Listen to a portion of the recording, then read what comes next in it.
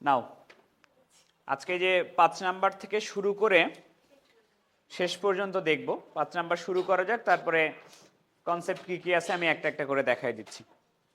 5 number আগে শুরু করা যাক।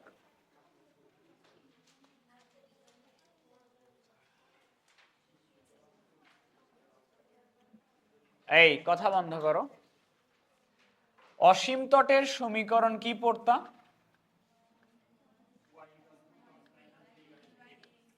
অসীম তটের সমীকরণ পড়তা y equal plus minus b by a into x. এটা ছিল অসীম তটের সমীকরণ। কোশ্চেন বলছে এরকম, প্রথমটা দেখতেছি, তাকাও একটু এদিকে। কোশ্চেন বলছে এরকম, একটি উপবৃত্তের শীর্ষ 0,+-8, 0,+-8 হলে কোন অক্ষ বরাবর চিত্র? y অক্ষ বরাবর চিত্র। y অক্ষ বরাবর চিত্র হলে সমীকরণ কি এটা হবে না? y² / b² - x² / a² = 1। কার কার মান বের করলে কমপ্লিট হবে?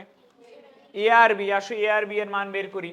তো শীর্ষবিন্দুর স্থানাঙ্ক y অক্ষ বরাবর হলে 0,+-b।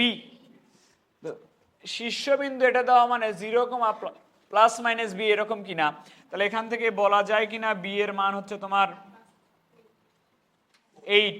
আর অসীম তটের সমীকরণ y ইকুয়াল প্লাস মাইনাস, এটা কি b বাই এর মান দেওয়া কিনা? b বাই এর মান কত? 4/3। তাহলে আমি বলতে পারি b এর মান তো 8, 8 আমি এখানে বসাই দিলাম, 8/a ইকুয়াল 4/3। তাহলে এটা আর এটা কাটে, এর মান কত? এ আর বি এর মান পাইছো, সমীকরণে বসাই দিলে কমপ্লিট। পরেরটা দেখো,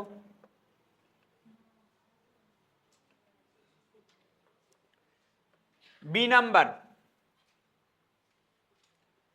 আচ্ছা, বিন্দুটা দেখো তো, শীর্ষবিন্দু দেখে কি মনে হয় কোন অক্ষ বরাবর চিত্র? ক্যামেরা কি চলতেছে? Record on. চিত্র হচ্ছে এক্স অক্ষ বরাবর। এক্স অক্ষ বরাবর চিত্র হলে সমীকরণ তুমি এটা ধরে নিবা।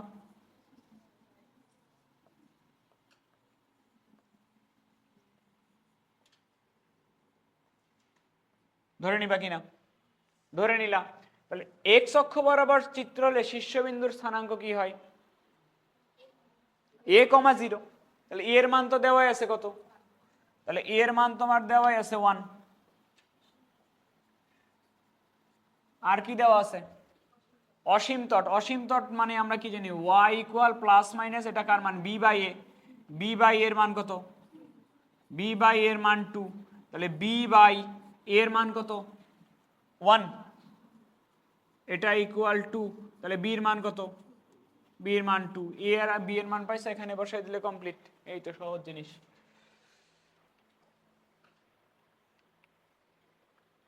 ওকে, এবার আসো পরেরটা, সি নাম্বার। বলছে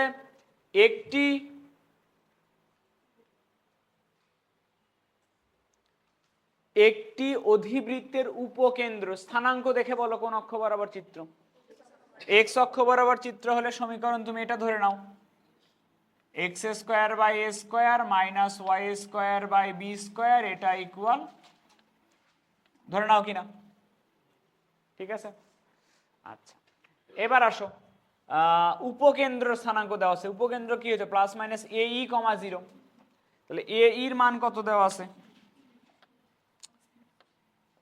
প্লাস মাইনাস ae এর মান +-3। তাহলে ae এর মান কত? 3। ae মানে a স্কয়ার বর্গ করতে বলছিলাম। a স্কয়ার মানে কি? এখানে মাইনাস হবে না, এখানে প্লাস হবে। উৎকেন্দ্রিকতা বের করার সূত্র বলো, e ইকুয়াল √1 + b² / e² সমান কি হবে? 1 + b² / লসাগু কত? a² লসাগু হলে এই পাশে আসবে, আর লসাগু হলে এখানে কি হবে? a² + b²। অধিবৃত্তের ক্ষেত্রে a² মানে a² + b²। তাহলে a² + b² এর মান হচ্ছে তোমার 9, হ্যাঁ নাও 9। ওকে, আর কি বলা আছে যে অসীম তট প্লাস মাইনাস বি বাই এর মান কত? বি বাই এর মান বলা আছে তোমার 2, তাহলে বি সমান কি লেখা যায়? 2a। বি স্কোয়ার সমান কি লেখা যায়? তা বি স্কোয়ারের মান আমি এখানে বসাই দিচ্ছি, a square plus 4a square equal 9, 5a square equal 9, a স্কোয়ারের মান হচ্ছে 9/5, এ স্কোয়ারের মান আমি এখানে বসাই দিচ্ছি, বি স্কোয়ার ইকুয়াল 4 ইন্টু এ স্কোয়ারের মান 9/5, 4 9 36/5, এ স্কোয়ার বি স্কোয়ারের মান পাইছো, এখানে বসাই দিবা, কমপ্লিট সমীকরণ। কাহিনী বুঝছো?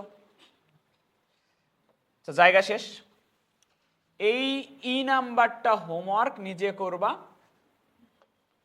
ই নাম্বারটা নিজে করবা, এটা আমি পরে কনসেপ্ট পড়ায়া করে দিচ্ছি। তুলে নাও। আমরা একটু অসীম তট নিয়ে আলোচনা করি আবার।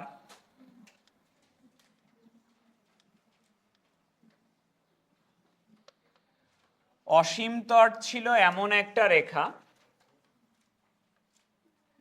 যে রেখাটাকে আমরা অ্যাকচুয়ালি ইমাজিন করতাম।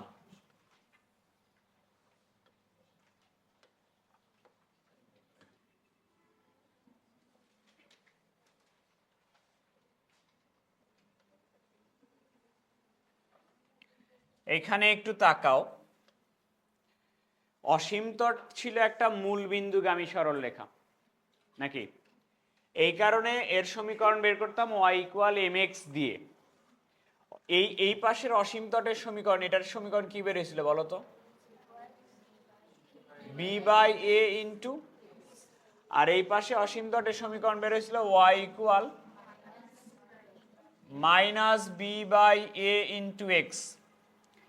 একবারে আমরা লিখতাম অসীম তটের সমীকরণ y equal plus minus b by a into x, এটা লিখতাম। এটা তো আমরা এইখানে চিত্র থেকে ডিরেক্টলি বের করতাম নাকি? এবার আসো, একটা শর্টকাট আছে অসীম তটের সমীকরণ বের করার জন্য। শর্টকাটটা হচ্ছে এরকম, আমার অধিবৃত্তের সমীকরণটা হয় এরকম, x square by a square minus y square by b square equal 1। অধিবৃত্তের সমীকরণ এরকম হয় কিনা? তো এই অধিবৃত্তের সমীকরণে যদি এই 1 এর পরিবর্তে তুমি 0 বসায় দাও, 1 এর পরিবর্তে যদি 0 বসায় দাও, তাহলে অসীম তটের সমীকরণটা চলে আসে। কিরকম একটু দেখি।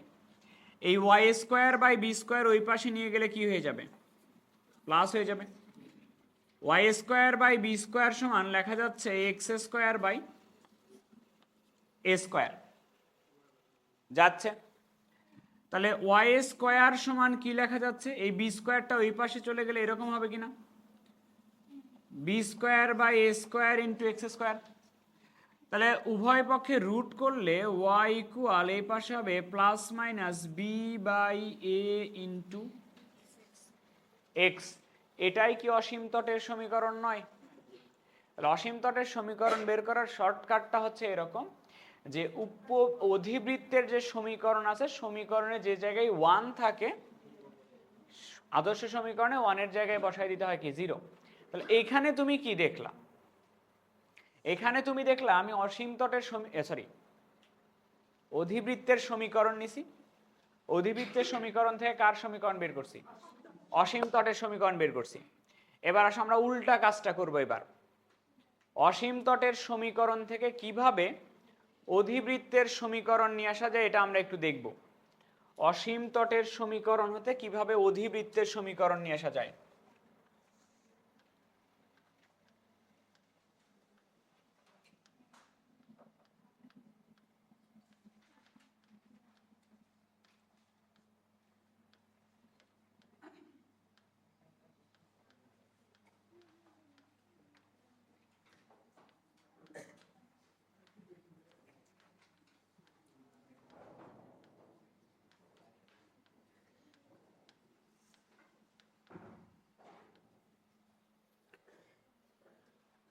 দেখো একটু খেয়াল করো, অসীম তটের সমীকরণ হচ্ছে, একটা হচ্ছে y equal b by a into x, আর একটা অসীম তটের সমীকরণ হচ্ছে y equal minus b by a into x, দুটো অসীম তটের সমীকরণ। আচ্ছা, এইটাকে একটু যদি আমি ঠিকঠাক করে লিখি, এ ওয়াই সমান লেখা যাবে বি এক্স, ওই পাশে পাঠিয়ে দিলে B x minus A Y সমান 0, এটা 1 নাম্বার ইকুয়েশন। সেম ভাবে এ ওয়াই সমান লেখা যায় মাইনাস বি এক্স, এটাকে এই পাশে পাঠিয়ে দিলে B x plus A Y equal লেখা যায় 0, এটা 2 নাম্বার ইকুয়েশন। অধিবৃত্তের সমীকরণে কি হয়, এক্স স্কোয়ার আর ওয়াই স্কোয়ারের মাঝখানে কি চিহ্ন হয়, মাইনাস। তাহলে দুটা যদি আমি গুণ করে দেই, দেখো তো এ স্কোয়ার এ প্লাস বি ইন্টু এ মাইনাস বি সূত্র বসতেছে কিনা, এ স্কোয়ার মাইনাস বি স্কোয়ার আসবে কিনা। কয়েকটা ছোট ছোট কনসেপ্ট দেখো।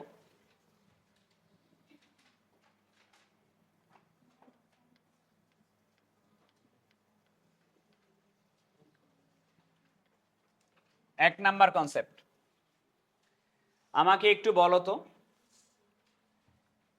X square by a square minus y square by b square equal 1, এটার ক্ষেত্রে কেন্দ্র কত হয়,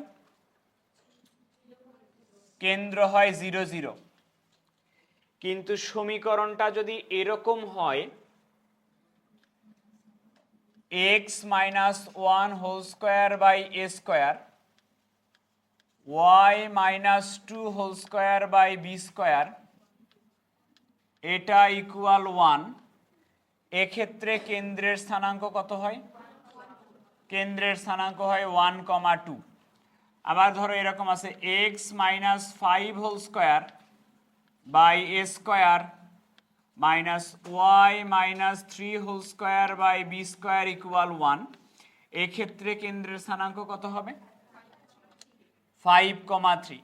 তাহলে উপবৃত্তের মতোই দেখো, আমরা দেখতেছি হচ্ছে কেন্দ্রের স্থানাঙ্ক 0 0 হলে কেবলমাত্র সমীকরণটা এটা হবে, কেন্দ্রের স্থানাঙ্ক 0 0 বাদ দিয়ে অন্য কিছু হলে সেই কেন্দ্রের ভুজ আর কোটিটা বাদ যাবে, এরকম কিনা। তাহলে কনসেপ্টটা একটু বলো তো, যে আমার যদি কোনো একটা অধিবৃত্তের কেন্দ্র হচ্ছে আলফা বিটা হয়, কেন্দ্র আলফা বিটা হলে অধিবৃত্তের সমীকরণ কি হচ্ছে, অধিবৃত্তের সমীকরণটা হবে x minus alpha whole square by a square minus y minus beta whole square divided by b square equal 1। ওই উপবৃত্তের মতোই, উপবৃত্ততে যা করছো এখানেও তাই, কেন্দ্র যদি 0 0 না হয়ে কেন্দ্র অন্য কিছু দেওয়া থাকে, তাহলে অবশ্যই কেন্দ্রের স্থানাঙ্কটা ভুজ আর কোটিটা বাদ যাবে সমীকরণের এক্স আর ওয়াই থেকে, এটুকু তুলে নাও আগে। এবার আসো পরের কনসেপ্ট,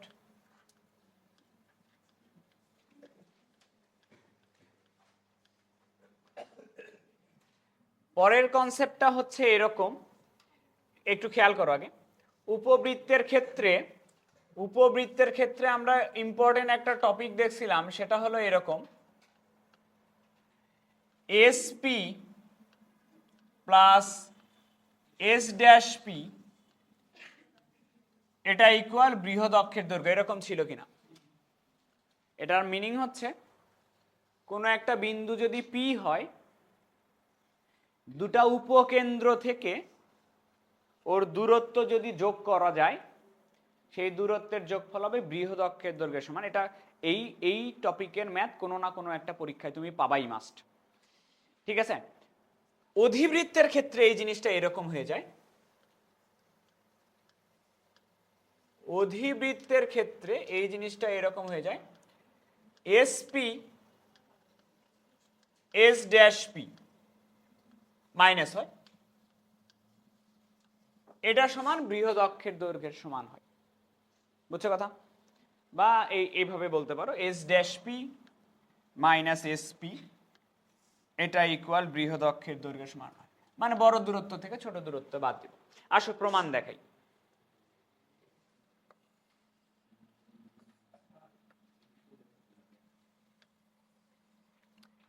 একটু দেখো তারপরে তুলে নাও।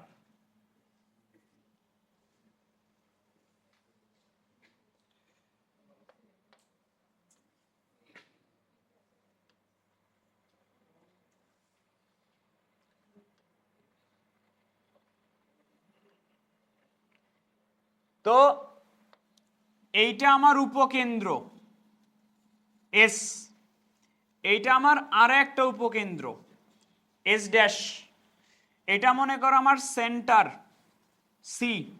এই জায়গায় কোনো একটা বিন্দু আছে, বিন্দুটা মনে করো পি বিন্দু। আমি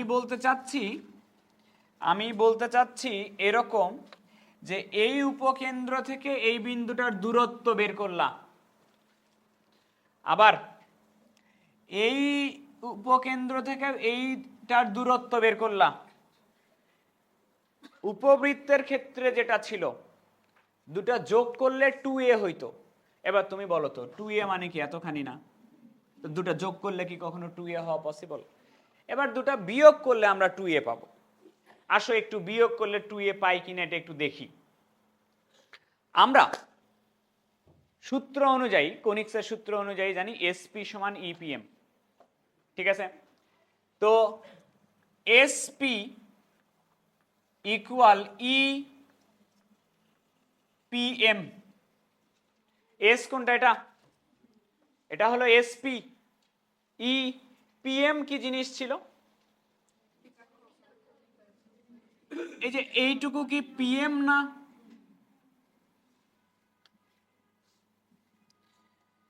এটা হলো পিএম। এস নিছো এই পাশেরটা, দ্বিকাক্ষ কোনটা নিতে হবে? এটাই তো নিতে হবে। তাহলে এস পি সমান ই পিএম। আর আমি যদি এস ড্যাশ পি নেই ইকুয়াল ই, এস ড্যাশ পি মানে হচ্ছে আমার, এস ড্যাশ পি মানে কিন্তু আমার এতখানি। তা উপকেন্দ্র ইউজ করতেছো, এটা দ্বিকাক্ষ কি এটা নিবা না? তো পি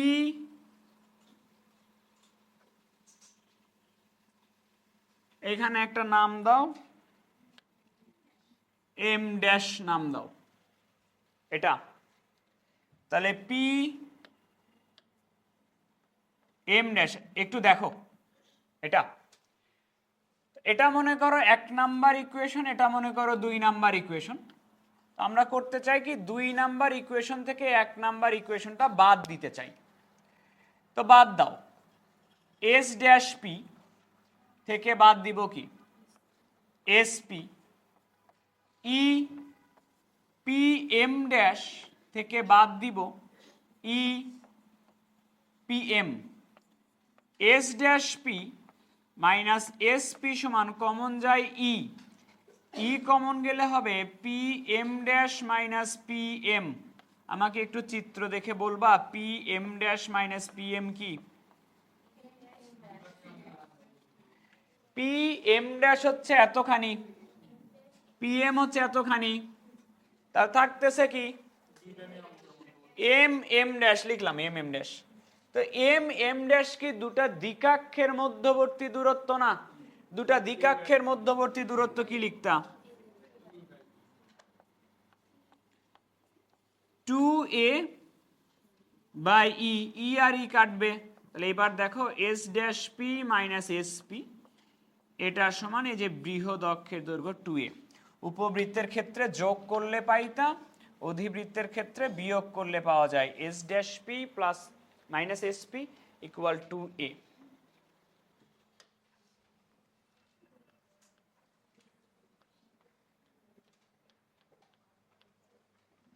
খেয়াল করো একটু, উপবৃত্তের ক্ষেত্রে আমরা পড়ছিলাম এরকম যে y ইকুয়াল, এখানে লিখি, আমরা পড়ছিলাম y equal m x plus c. এই রেখাটি x square by a square plus y square by b square equal 1। উপবৃত্তকে স্পর্শ করার শর্ত, c square equal a square m a square plus b square, এটা প্রমাণ করছিলাম, আশা করি মনে নাই। এটা প্রমাণ করছিলাম, ঠিক আছে? এটা ছিল উপবৃত্তের ক্ষেত্রে। এবার যদি অধিবৃত্ত হয়ে যায় x square by a square minus y square by b square equal 1, তাহলে এই প্রমাণটা হবে c square equal a square m a square minus b square হবে। আসো একটু দেখি কিভাবে করা যায়। আমাকে বলো তো যে এই রেখাটা এইটাকে স্পর্শ করতেছে কিনা। তাহলে স্পর্শ করলে এই রেখা দ্বারা এই সমীকরণটা স্যাটিসফাই করবে কিনা। তাহলে স্যাটিসফাই করাই দিচ্ছি। X square by a square থাকলো মাইনাস ওয়াই এর জায়গায় বসবে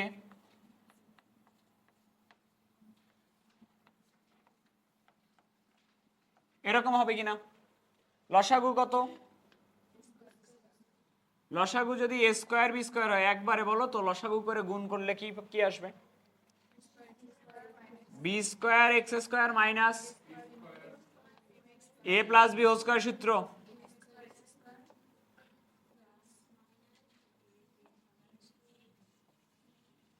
এগুলো আসবে না? মাইনাস এটা গুণ হয়ে যাবে না সি স্কোয়ারের সাথে, এটা ইকুয়াল। তাহলে এরকম আসতেছে বি স্কোয়ার এক্স স্কোয়ার তো কমন যায়, দুটার মধ্যে থেকে এক্স স্কোয়ার যদি কমন নেই,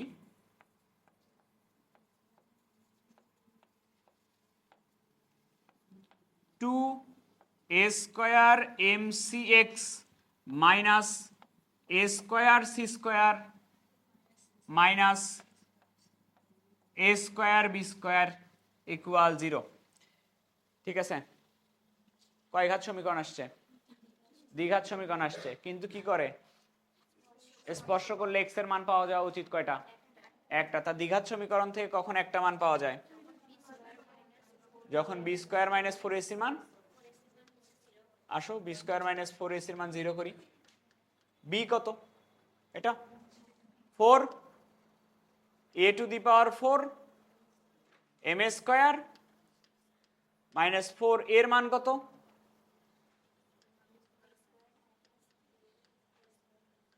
আর সির মান কত? এই পুরোটা না, মাইনাস কমন নাও একটা, প্লাস হয়ে যাবে a square c square plus a square b square equal 0।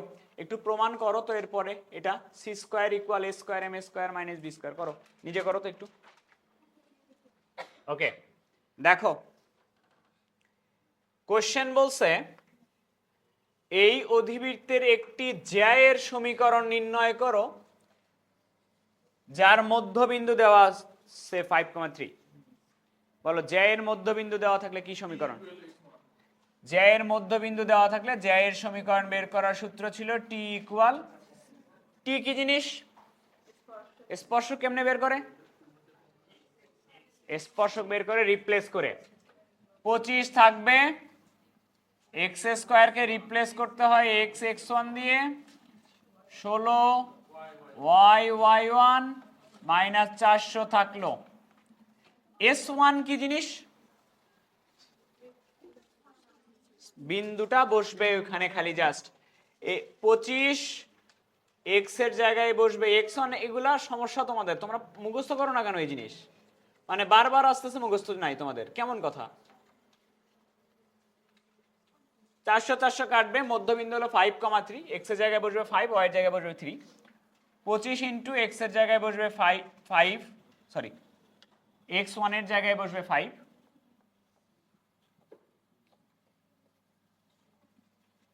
y1 এর জায়গায় বসবে 3,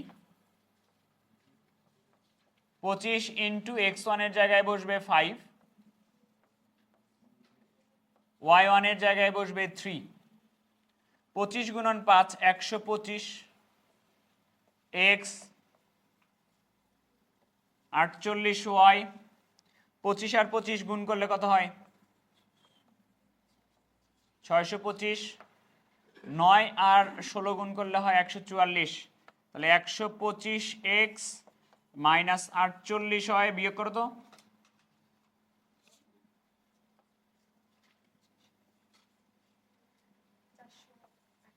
421।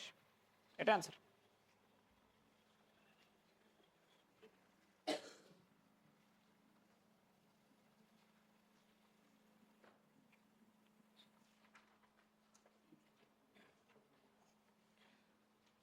আর কারো যদি এই টপিকের প্রমাণ লাগে টি সমান s1 কিভাবে আসলো, বৃত্ততে সুন্দরভাবে সবগুলার প্রমাণ দেখাচ্ছে, বৃত্তের লেকচার দেখে নিবা। নাও পরের ম্যাথ।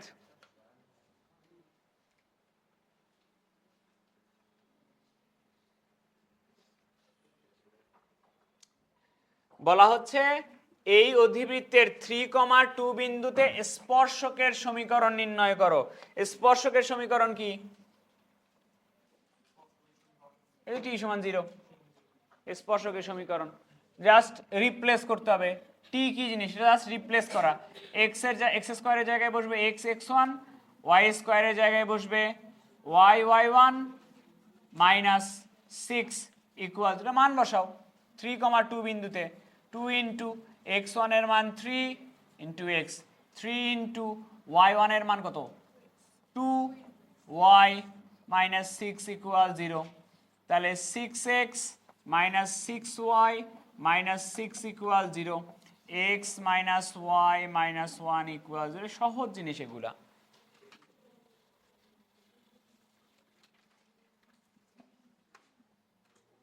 বুঝছে?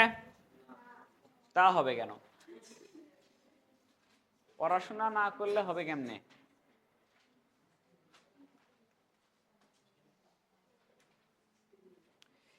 এই টাইপের ম্যাথ ঢাকা ভার্সিটিতেও আসে, বুয়েটেও আসে।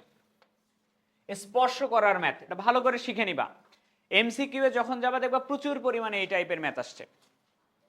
বিশেষ করে পরাবৃত্তের গুলো আসে। পরাবৃত্তের ক্ষেত্রে সি সমান, স্পর্শ করার শর্ত হলো সি সমান এ বাই এম একটা, সি সমান মাইনাস এ এম স্কোয়ার একটা।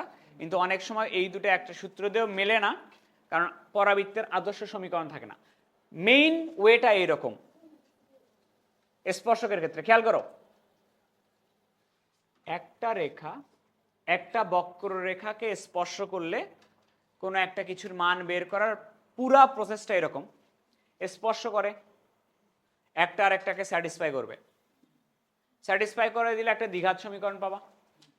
দ্বিঘাত সমীকরণ থেকে স্পর্শ করার শর্ত হচ্ছে নিশ্চয়কের মান কি হইতে হবে। এটা হলো পুরা প্রসেস। তাহলে এই রেখা এটাকে স্পর্শ করে, তাহলে ওয়াই এর মান এখানে আমি বসায় দেই x into k minus 2x equal 1। ঠিক আছে, কে এক্স মাইনাস এরকম 2x স্কোয়ার মাইনাস, দ্বিঘাত সমীকরণ কিনা? স্পর্শ করলে এক্স এর কয়টা মান পাবা? একটা মান পাওয়ার শর্ত কি? বি স্কোয়ার মাইনাস 4ac এর মান। বি স্কোয়ার মানে কত? 4 এর মান 2, সি এর মান কত? তাহলে কে স্কোয়ারের মান কত? কে এর মান কত? এই যে শেষ।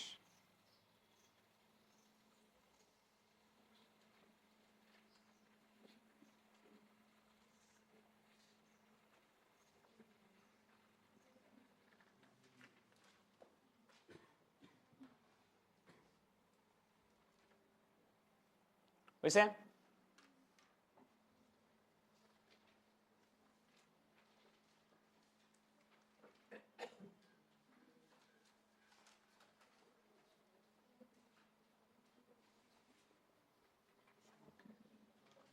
কোশ্চেন বলছে এই অধিবৃত্তের অসীম তরদ্বয়ের অন্তর্ভুক্ত সূক্ষ্ম কোণ নির্ণয় করো। অসীম তর দুটা সরল রেখা কিনা তাই আগে বলো। আমরা কি জানি না যে দুটা সরল রেখার মধ্যবর্তী কোণ নির্ণয় সূত্র theta equal tan inverse m1 minus m2 divided by 1 plus m1 into m2। তাহলে দুটো অসীম তটের ঢাল হইলেই তো হয়ে যাচ্ছে নাকি? তাহলে আমরা আগে সমীকরণটাকে যদি ফরম্যাটে নেই, বলো তো এক্স স্কোয়ার বাই কত আসবে? মাইনাস ওয়াই স্কোয়ার বাই কত আসবে 25 ইকুয়াল 1। অসীম তটের সমীকরণ ছিল এরকম y equal plus minus b by a into x. তাহলে একটা অসীম তট হচ্ছে ওয়াই ইকুয়াল 5/4 ইন্টু এক্স, আর একটা অসীম তট হচ্ছে y equal minus 5/4 into x, এরকম কিনা। তাহলে বলো তো প্রথম অসীম তটের ঢাল কত 5/4, আর দ্বিতীয় অসীম তটের ঢাল কত -5/4, এরকম কিনা। আচ্ছা তাহলে বসাই দিই আমরা। তাহলে theta equal tan inverse m1 এর জায়গায় বসবে 5/4, m2 এর জায়গায় বসবে -5/4 ডিভাইডেড বাই 1 প্লাস 5/4 ইন্টু -5/4। এই পুরাটা ক্যালকুলেটরে করে আমাকে একবারে বলো কত আসে।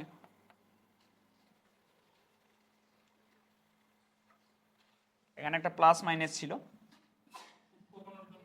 সূক্ষ্মকোণের জন্য কি চিহ্ন কি মান নিতে হইতো, তাই এখানে নেগেটিভ আসবে, এই পুরাটা হিসাব করে নেগেটিভ আসবে। তো নেগেটিভ মান পাইলে ট্যান ইনভার্সে পরে নেগেটিভ মান বসালে কি সূক্ষ্মকোণ পাওয়া যায়, মানটা নেওয়া লাগবে পজিটিভ, ওখানে যাই আসুক। এটা হিসাব করো, করে বলো কত আসে। উপরে লসাগু কত, উপরে লসাগু 4, তাহলে উপরে কত হচ্ছে 10/4, 10/4 মানে কত 5/2 গুণন নিচে লসাগু কত 16, তাহলে 16 উপরে উঠে যাবে, নিচে হবে কত 16 - 25 মানে কি -9, এরকম আসতেছে, সামনে একটা প্লাস মাইনাস থাকে। এখন যেহেতু সূক্ষ্মকোণ বের করবা তোমাকে মান নেওয়া লাগবে হলো শুধুমাত্র প্লাসটা, তাহলে ট্যান ইনভার্স কাটে নাকি 40 অ্যান্সার দেখো তো ঠিক আছে।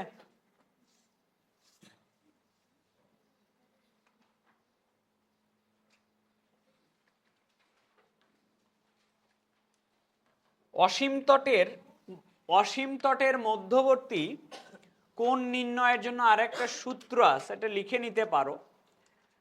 অসীম তটদ্বয়ের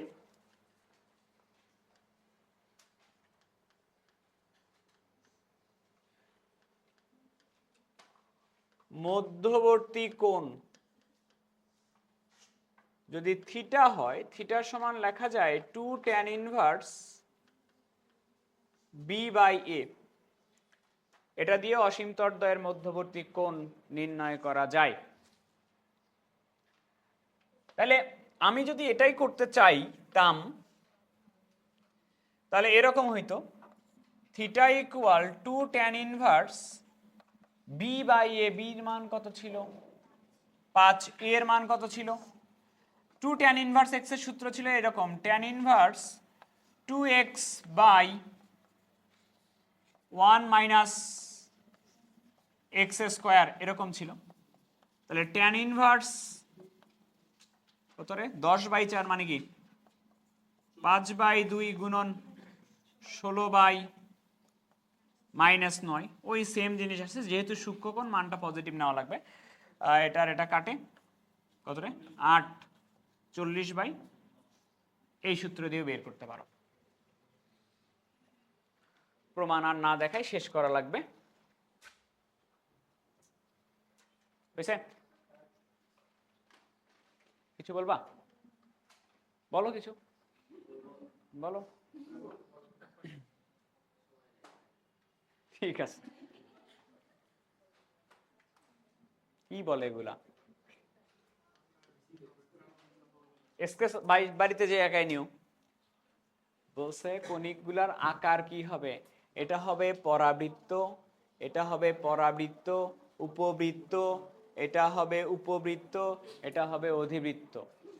আর বলছে স্কেচ অঙ্কন করো, বাসায় গিয়ে সুন্দরভাবে ড্রয়িং করো। নাও কার এটা, এই দেখো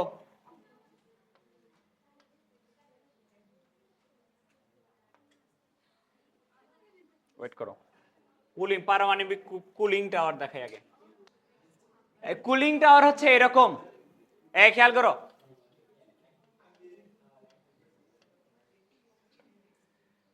কুলিং টাওয়ার হচ্ছে এরকম, কুলিং টাওয়ারের এই যে এই সাইডটা দেখো, এইদিকে সাইডটা আর এইদিকে সাইডটা দুটো দেখে কি মনে হচ্ছে না যে একটা হাইপারবোলা আছে এখানে একটা?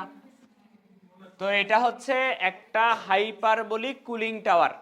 এটা নিয়ে এখন কি কিছু কিছু করা লাগবে। ম্যাথটা ছিল এরকম, 150 মিটার উচ্চতার পারমাণবিক কুলিং টাওয়ার। এইখানে মনে করো একটা পারমাণবিক কুলিং টাওয়ার আছে।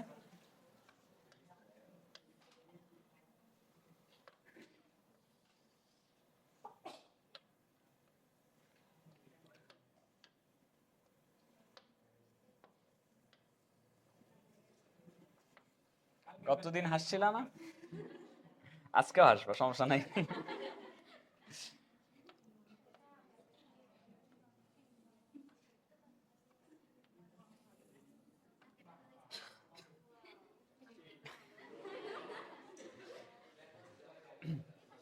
ওকে, দেখো ম্যাথ করে শেষ করতে হবে।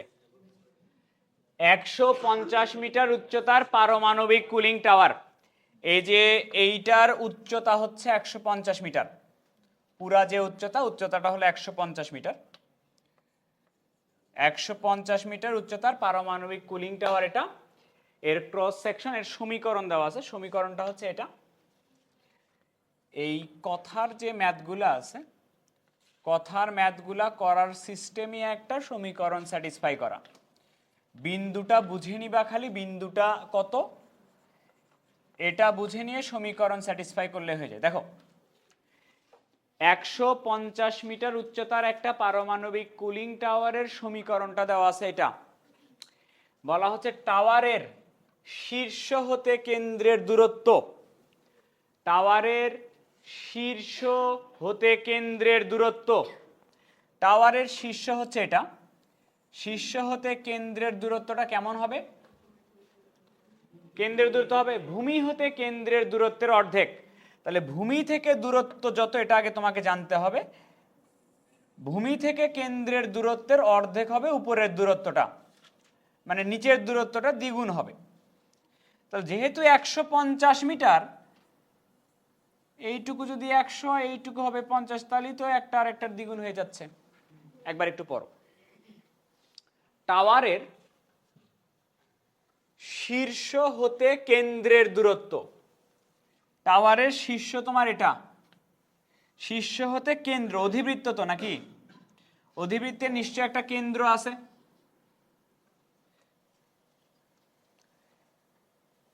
এইখানে মনে করো অধিবৃত্তের দুটা অক্ষ, অধিবৃত্তের দুটা অক্ষ, কেন্দ্র এটা কিনা? এটা কেন্দ্র কিনা?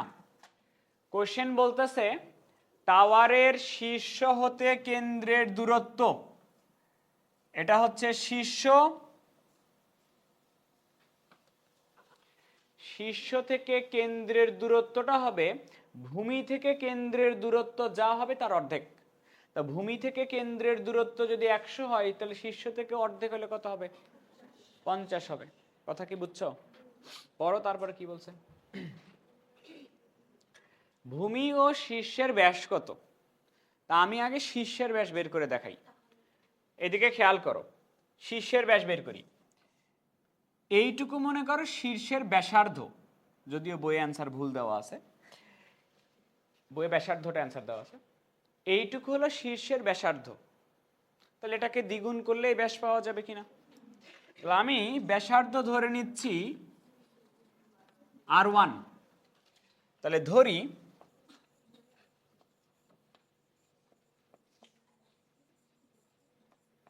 শীর্ষের ব্যাসার্ধ R1, অতএব ব্যাস কত হবে? 2R1। তার মানে আমাকে R1 এর মান বের করলেই তো হবে নাকি? এই যে অধিবৃত্তটা দেখতেছো, এই অধিবৃত্তের কিন্তু সমীকরণ দেওয়া আছে, এই যে এটা। এখন তুমি খেয়াল করো, এদিকে একটু তাকাও, এদিকে একটু তাকাও। আমি এই পয়েন্টটার স্থানাঙ্কটা বের করতে চাই। ওই পয়েন্টে যাইতে হলে, ওই পয়েন্টে যাইতে হলে ভূমি বরাবর এতখানি যাওয়া লাগে কিনা? ভূমি বরাবর কতখানি যাওয়া লাগে? ভূমি বরাবর যাওয়া লাগে R1 পরিমাণে। আর ওই পয়েন্টে যাইতে হলে উপরের দিকে কতখানি ওঠা লাগে? উপরের দিকে ওঠা লাগে 50 একক পরিমাণে, ওঠা লাগে কিনা? তাহলে 50 একক পরিমাণে। তাহলে এটা যদি সেন্টার হয় তাহলে এই বিন্দুটার স্থানাঙ্ক কত হবে? r1, 50 এটা হবে কিনা? তাহলে বিন্দুটা কি অধিবৃত্তের উপরে অবস্থিত না? তাহলে অধিবৃত্তের সমীকরণকে স্যাটিসফাই করবে। শীর্ষতে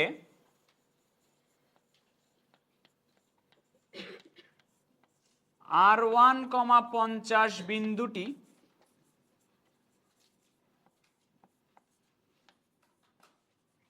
অধিবৃত্তের উপরে অবস্থিত।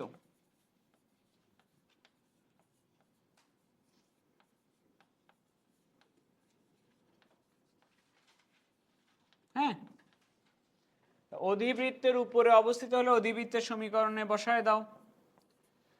আর 1 স্কোয়ার বাই 30 উপরে স্কোয়ার আর 50 উপরে স্কোয়ার বাই 44 উপরে স্কোয়ার ইকুয়াল 1। এখান থেকে আর 1 মানটা বের হবে, তারপরে তুমি 2r1 মানটা বের করবা।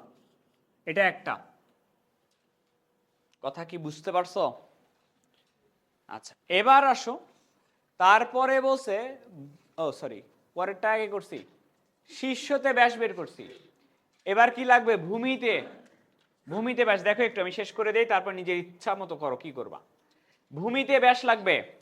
তাহলে ভূমিতে ব্যাস, এটা তো মিডল পয়েন্টে যাবে, এটা ভূমিতে ব্যাস ধরো এতখানি, ভূমিতে ব্যাস ধরো এতখানি, এতখানি ধরে নাও r2। তাহলে ভূমি সরি ব্যাসার্ধ, ভূমিতে ব্যাসার্ধ r2, তাহলে ব্যাস কি হবে? 2r2 হবে। তা তুমি আমাকে বলো যে এটা যদি কেন্দ্র হয়, এটা যদি কেন্দ্র হয়, এই বিন্দুতে আসতে হলে, এই বিন্দুতে আসতে হলে এই বরাবর যাওয়া লাগবে কি r2 পরিমাণে। এটাই কি x অক্ষ বরাবর মান না?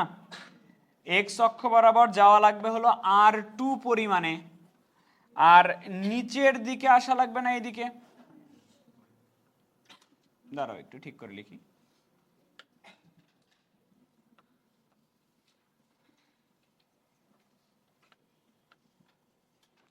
এইবার আবার যাওয়া লাগে তোমার r2 পরিমাণে, আর নিচের এতখানি কত ছিল?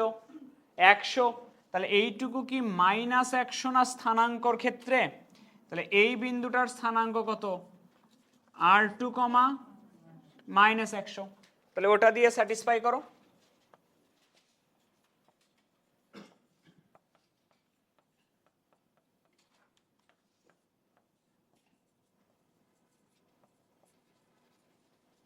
তাহলে ওটা দিয়ে স্যাটিসফাই করলে r2 মান পাবা। r2 মান পাইলে 2r2 মান তোমাকে বের করা লাগতেছে। বইয়ে সম্ভবত r1 আর r2 মানটা অ্যান্সার দেওয়া আছে। এই হইল কাহিনী।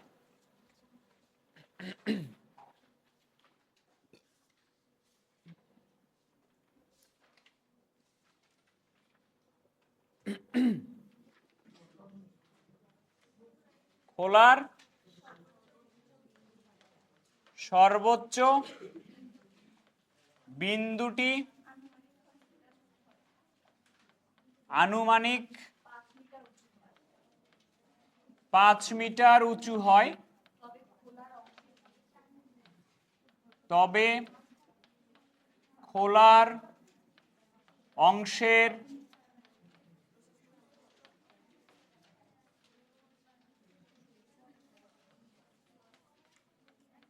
প্রশস্ত একই কথাই না?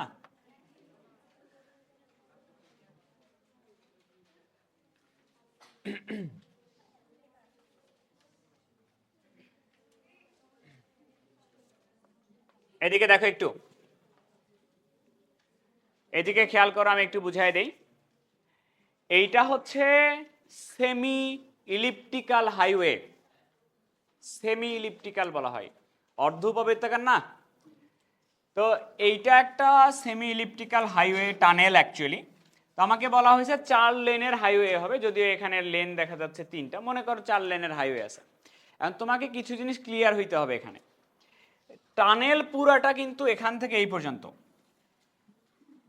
টানেল কিন্তু পুরা এই পর্যন্ত, এটা কিন্তু টানেল, কিন্তু হাইওয়ে কিন্তু পুরাটা না।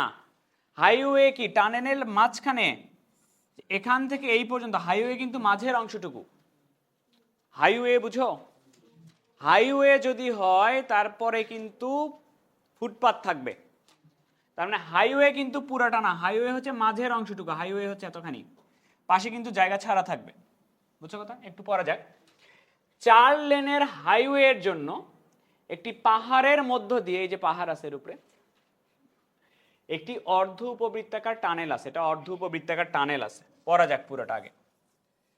4 লেনের হাইওয়ের জন্য একটি পাহাড়ের মধ্য দিয়ে একটি অর্ধ উপবৃত্তাকার টানেল আছে।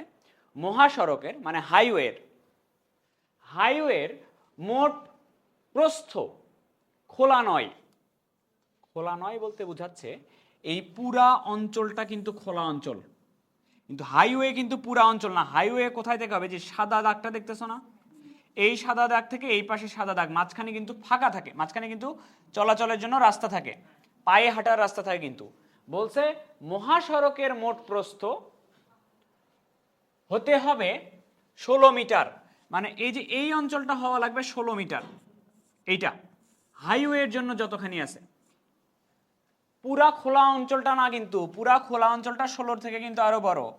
জাস্ট হাইওয়ের জন্য যতখানি থাকবে, এই যে মহাসড়কের রাস্তার জন্য যে প্রস্থ বা প্রশস্ত হবে সেটা হইতে হবে 16 মিটার, এবং রাস্তার ধারে উচ্চতা অবশ্যই 4 মিটার উঁচু। তাহলে রাস্তার ধারে উচ্চতা, এই যে উচ্চতা রাস্তার ধারে তোমার হলো হওয়া লাগবে 4 মিটার উঁচু। 4 মিটার উঁচু একটি ট্রাক পার হওয়ার জন্য যথেষ্ট হবে, মানে রাস্তার ধার দিয়ে যেন 4 মিটার উঁচু একটা ট্রাক পার হইতে পারে। কথা কি বুঝছো? এখন বলছে যদি খোলার সর্বোচ্চ বিন্দুটি আনুমানিক 5 মিটার হয়, খোলার সর্বোচ্চ বিন্দু কি, যে এটা না, খোলার সর্বোচ্চ বিন্দুটি আনুমানিক যদি 5 মিটার হয়, তবে খোলার অংশের প্রশস্ত, খোলার অংশ বলতে এইখান থেকে শুরু করে এই পর্যন্ত কতখানি সেটা জানতে চাওয়া হয়েছে। এবার আসো এটা বাদ দিয়ে দিই আমরা। ওকে, এবার একটু দেখো, এটা হচ্ছে আমার অর্ধবৃত্তাকার একটা টানেল, 4 লেন আছে এর মধ্যে। এখন এর মধ্যে দিয়ে হাইওয়ে হবে 4 লেনের ভিতরে, 4 লেনের আছে হাইওয়ে হবে এর ভিতরে, দুই সাইডে ফুটপাতের জন্য জায়গা ফাঁকা রেখে 4 লেনের হবে হাইওয়ে সোজাসুজি। বলছে 4 লেনের হাইওয়ের জন্য একটি পাহাড়ের মধ্য দিয়ে একটি অর্ধ উপবৃত্তাকার টানেল আছে। মহাসড়কের মোট প্রস্থ, মহাসড়ক যেটা, হাইওয়ে যেটা, হাইওয়ের মোট প্রস্থটা হবে তোমার কত? 16 মিটার। তাহলে আমি যদি এটাকে সেন্টার চিন্তা করি, এটাকে যদি আমি সেন্টার চিন্তা করি, এটাকে যদি আমি সেন্টার চিন্তা করি, তাহলে 16 মিটার যদি হয়, এইটুকু হবে তোমার 8 মিটার, এইটুকু 8 মিটার। ওকে, এটা কি হাইওয়ের জন্য যতখানি রাস্তা ছাড়লাম, এবং রাস্তার ধারে উচ্চতা অবশ্যই 4 মিটার। রাস্তার ধারের যে উচ্চতা, এই যে উচ্চতা, রাস্তার ধারের উচ্চতা, এই উচ্চতা হবে 4 মিটার, একটি ট্রাক পার হওয়ার জন্য যথেষ্ট হবে। যদি খোলার সর্বোচ্চ বিন্দুটি, খোলার সর্বোচ্চ বিন্দুটি 5 মিটার উঁচু হয়, খোলার সর্বোচ্চ বিন্দুটি 5 মিটার উঁচু হয়, খোলার সর্বোচ্চ বিন্দু মানে কি, এই সর্বোচ্চ বিন্দু এটা কিনা 5 মিটার উঁচু হয়, তবে খোলার অংশের প্রশস্ত কত? খোলার অংশের প্রশস্ত মানে যে এতখানি বের করতে বলছে কিনা, খোলার অংশের প্রশস্ত এতখানি বের করতে বলছে কিনা। তাইলে আমি যদি ধরে নেই এইটুকু হচ্ছে খোলার অংশের প্রশস্ত হলো h, তাহলে আমাকে অ্যাকচুয়ালি বের করা লাগবে 2h কত? উপবৃত্তের বৃহৎ দৈর্ঘ্য বের করতে বলছে, 2 এর মান বের করতে বলছে। তাহলে খেয়াল করো, দেখা যাচ্ছে আমাদের যে সমীকরণ হবে সেই সমীকরণটা এরকম হবে না, এক্স স্কোয়ার বাই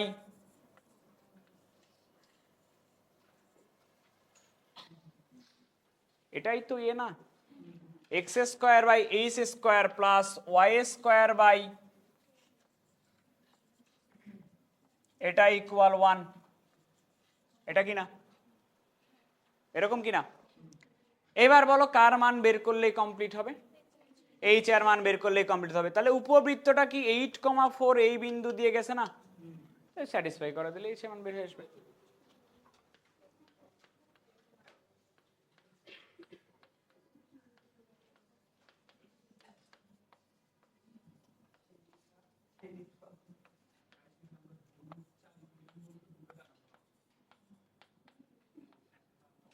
ওয়াই এর জায়গায় কত বসবে? এখান থেকে এইচ এর মান বের হয়ে আসবে।